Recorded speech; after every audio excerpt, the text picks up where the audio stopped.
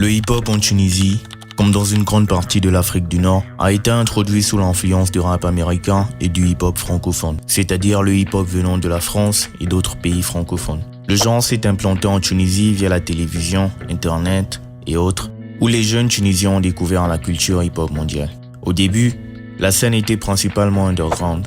Les jeunes Tunisiens, notamment dans les centres urbains comme Tunis et Sfax, ont adopté le hip-hop comme moyen d'exprimer leur frustration et de créer une alternative aux styles musicaux dominants de l'époque. Les premiers groupes ont commencé à expérimenter avec le genre, mêlant les sons traditionnels arabes au rythme et techniques du hip-hop. Les années 2000 ont marqué un tournant important dans la scène hip-hop tunisienne, qui a commencé à adopter un ton plus politique et socialement conscient, dans un pays confronté à la corruption généralisée, à la censure et à l'inégalité sous le régime de Ben Ali. Le hip-hop a offert une plateforme pour que les jeunes expriment leurs frustrations concernant le régime politique, le chômage et le manque de liberté d'expression. L'une des figures les plus importantes de cette période a été El Général, un rappeur dont les paroles politiquement engagées ont trouvé un écho auprès de la jeunesse désillusionnée de Tunisie. Avec des morceaux comme Raes le Bled, qui signifie président du pays, sorti en 2010, qui critiquait ouvertement le gouvernement de Ben Ali et qui constituait un défi direct au régime. La chanson est devenue un hymne de dissidence et a joué un rôle central dans la révolution tunisienne qui a débuté en décembre 2010. Pendant la révolution, de nombreux jeunes Tunisiens ont utilisé le rap pour articuler leurs demandes de réforme politique. Les artistes hip-hop, qui étaient autrefois réduits au silence par la censure gouvernementale, sont devenus des voix centrales dans le discours public. Après la chute de Ben Ali en 2011, la Tunisie a connu une explosion d'énergie créative. Le hip-hop a gagné en popularité, devenant un moyen d'expression plus grand public, traitant de résistance politique ainsi que de récits personnels.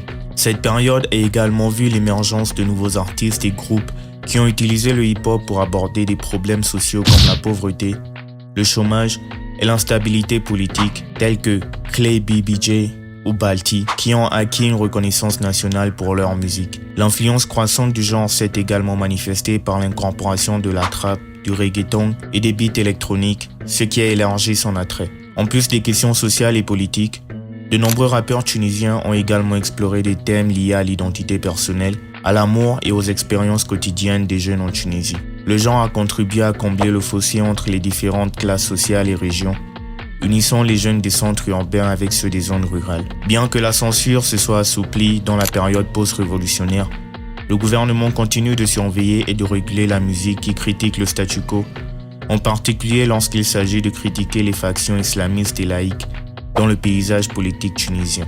Les artistes font toujours face à des pressions de la part de divers groupes politiques et religieux, avec certains concerts annulés ou bloqués par les autorités. La nature provocante du hip-hop, combinée à sa popularité auprès des jeunes, en fait une cible privilégiée pour la censure. Cependant, la montée des médias sociaux et des plateformes numériques a fourni aux artistes des canaux alternatifs pour distribuer leur musique et toucher un public plus large. Aujourd'hui, le hip-hop tunisien est l'un des genres musicaux les plus influents en Afrique du Nord et commence à gagner en reconnaissance sur la scène hip-hop mondiale. Les artistes collaborent avec des figures internationales et la portée du genre s'élargit grâce à Internet, contribuant à la mondialisation de la musique arabe et africaine.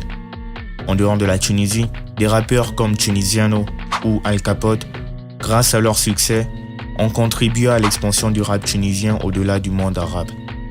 De nombreux artistes plus jeunes explorent des genres hybrides, mêlant le hip-hop avec des styles musicaux régionaux comme la musique folklorique tunisienne et l'EDM.